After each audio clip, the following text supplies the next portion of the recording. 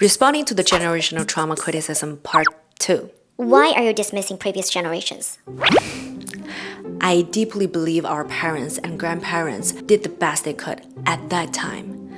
But doing your best doesn't automatically mean the outcome was healthy. People with good intentions still can cause pain and harm unintentionally. For example, in Chinese, we have a saying, 不打不成才,棍棒底下出孝子. Now we know that can cause trauma, but back then, many people genuinely believed that beating your kids was discipline and setting them up for success. Another example, my mom loves me deeply, but growing up, she shared a lot of pain, anger, and resentment about my father with me.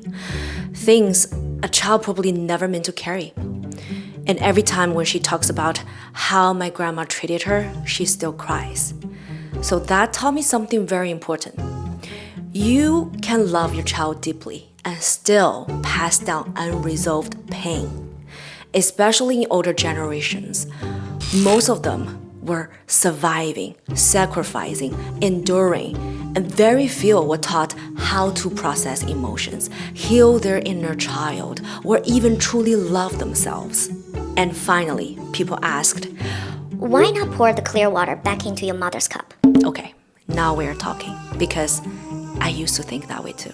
I spent years trying to heal my mother and save her from suffering, and turned out it hurt both of us because I associated her pain with me too tightly, as if she was still suffering, so I didn't deserve to be happy. The result was I felt frustrated that I couldn't stop her from complaining and being negative, and she felt judged, criticized, and controlled by me, like I'm teaching her how to live her life.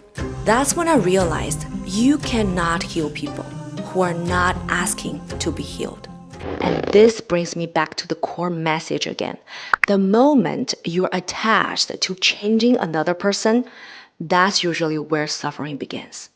You cannot change your parents, your partner, or even your kids. The only thing you can truly change is yourself. Your thoughts, your words, your actions, and sometimes that alone changes everything. I know, healing is a journey. Where am I right now is this. I accept my mother for who she is. I love her, but I stopped trying to save her because only she can save herself. I understand her, but I'm not going to repeat the cycle because the pain can stop with me. It's kind of hard to unpack a complicated topic in a 3-minute video, so go check out my Chinese podcast 爱与自由